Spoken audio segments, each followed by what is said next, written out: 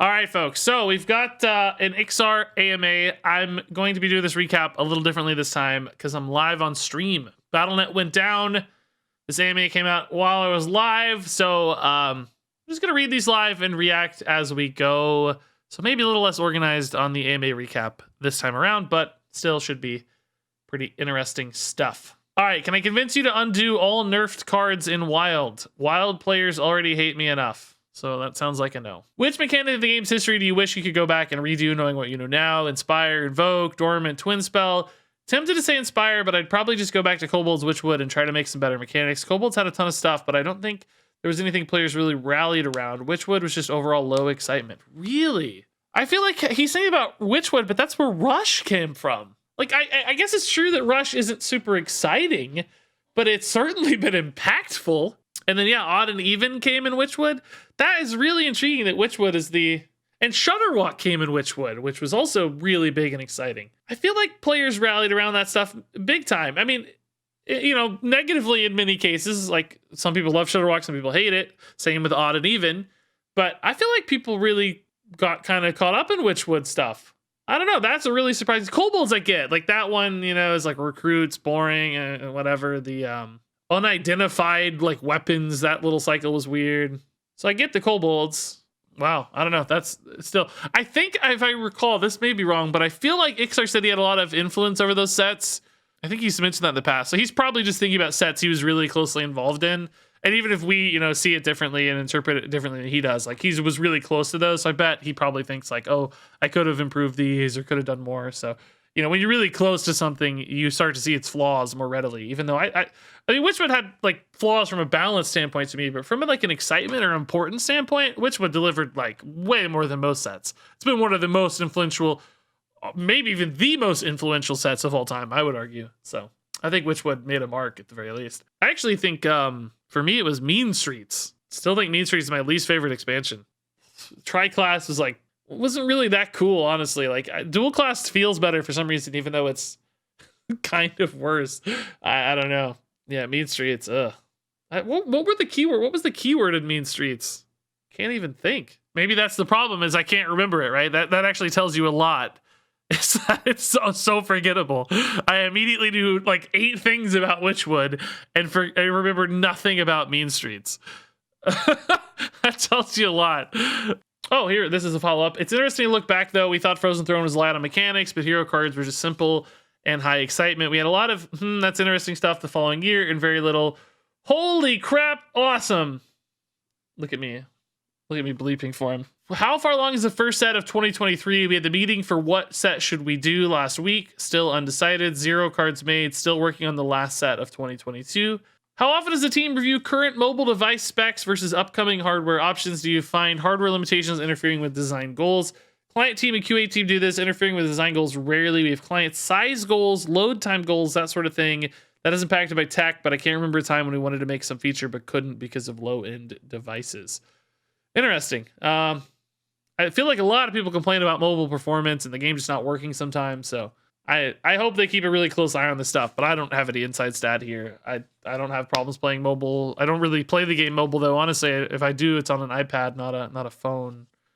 It's a fairly new iPad, so I haven't ran into any hiccups personally, but a lot of people complain about this on YouTube. So, seeing how cool the diamond portraits are, have you thought of making some kind of diamond hero portrait? We'll do something different for heroes at some point. Diamonds are great, but we want to keep looking at different ways for cards that feel special. Would love to make more types of frames, alternate card arts, different shape portraits, etc. Just takes time. I'm cool with that. I like monetization stuff that can lower pressure on cards themselves. So that's a good change. Hopefully we get more and more of that.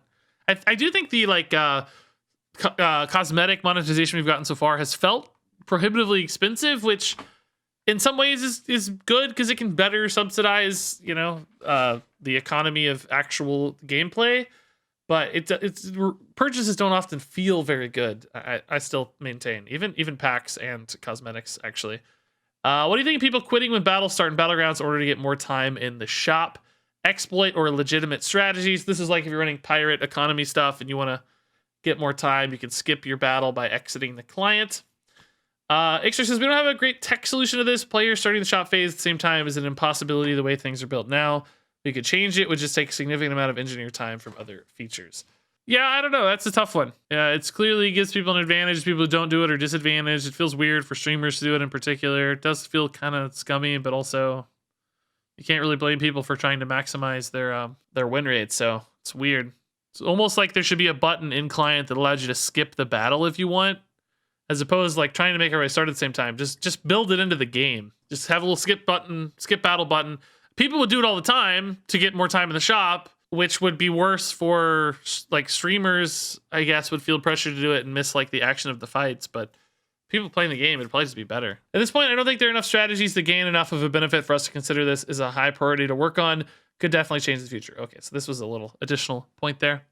Yeah, I think that's true. It's just like some economy stuff, pirates, and sometimes like Quillbore stuff, maybe. Oh, that's a good idea. Skip battle button should be limited to a certain number of turns. Like maybe you could choose to do it like 3 times or something throughout a fight. They get 3. It expires after 3 times or something. I mean, people would still be able to cheese it the old way, but at least it would feel more organic and part of the game. It wouldn't feel as scummy and like weird. Casey deleted his tweet, but I don't care. I'm going to respond anyway. For me personally, Odd Rogue, I thought that deck was total garbage in playtesting. So this must have been about the most like surprising power level deck. Saw that Auto-squelch on the list of features that might be pitched in 2022. Have your opinions on it changed? Why or why not? We've been split internally for a long time. At this point, there's enough internal positivity for it that getting a pitch for exactly where it would exist and look like it's just something we should look at to see if we like it. I got to be honest. This is such a mind-boggling. Every time this comes up, I don't get why it's such a big fight. I don't understand the positives of Squelch, not having Auto-squelch. I think they want the game to feel alive and like want you to have this experience where people can like communicate. It feels like you're playing against a real person. But like the hovering does that already. There's ways to show life in your opponent. People who are triggered by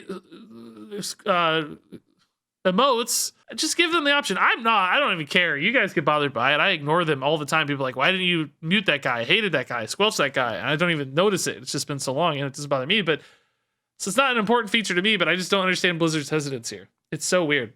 Just letting people turn that off. It's just such a free quality of life bonus, I feel like. So that's always confused me, but I'm glad it's at least finally being considered.